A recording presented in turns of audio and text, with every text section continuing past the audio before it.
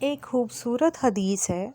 رسول اللہ صلی اللہ علیہ وآلہ وسلم نے فرمایا، جب کوئی آدمی مرتا ہے اور اس کے رشتہ دار جنازے میں مصروف ہوتے ہیں تو اس کے سر کے پاس ایک انتہائی خوبصورت آدمی کھڑا ہوتا ہے۔ جب میت کے کفن دیا جاتا ہے تو وہ آدمی کفن اور میت کے سینے کے درمیان آ جاتا ہے۔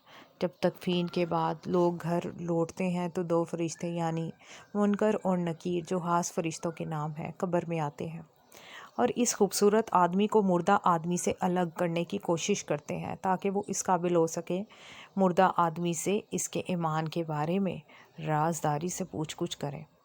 لیکن خوبصورت آدمی کہے گا، وہ میرا ساتھی ہے، وہ میرا دوست ہے، میں اسے اکیلا نہیں چھوڑوں گا۔ اگر آپ کو تفتیش کے لیے مقرر کیا گیا ہے تو آپ اپنا کام کریں، میں اسے اس وقت تک نہیں چھوڑ سکتا جب تک کہ میں اسے جنت میں داخل نہ کر دوں۔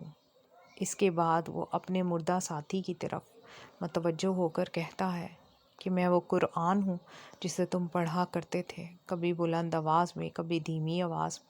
فکر نہ کرو، منکر اور نکیر سے پوچھ گچھ کے بعد تمہیں کوئی غم نہیں ہوگا۔ جب پوچھ گچھ ختم ہو جاتی ہے تو خوبصورت آدمی الملائہ جنت کے فرشتوں سے اس کے لیے مشک سے بھرا ہوا ریشمی بستر ترتیب دیتا ہے۔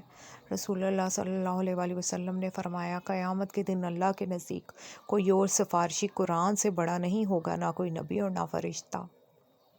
برائے مہربانی اس حدیث کو سب تک پہنچاتے رہیں، کیونکہ رسول اللہ صلی اللہ علیہ وآلہ وسلم نے فرمایا، مجھ سے علم پہنچا دو، خواہ ایک آیت ہی کیوں نہ ہو۔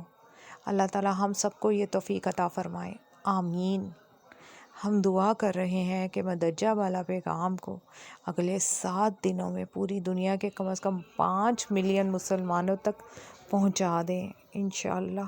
برائے کرم آج ہی اس پیغام کو اپنے دوستوں اور رشتہ داروں تک پہنچائیں اور اللہ سبحانہ و تعالیٰ سے ڈھیروں انعامات حاصل کریں۔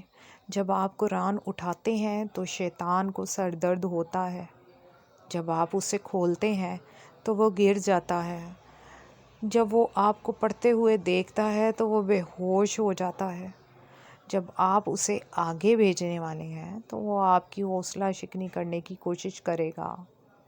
میں نے اسے شکست دے دی کیونکہ میں نے اسے آپ کے پاس بھیج دیا تھا۔ کیا آپ اللہ کے لیے جنگجو ہیں؟ پھر اس پیغام کو بھیج کر شیطان کو شکست دیں۔ جزاک اللہ خیر۔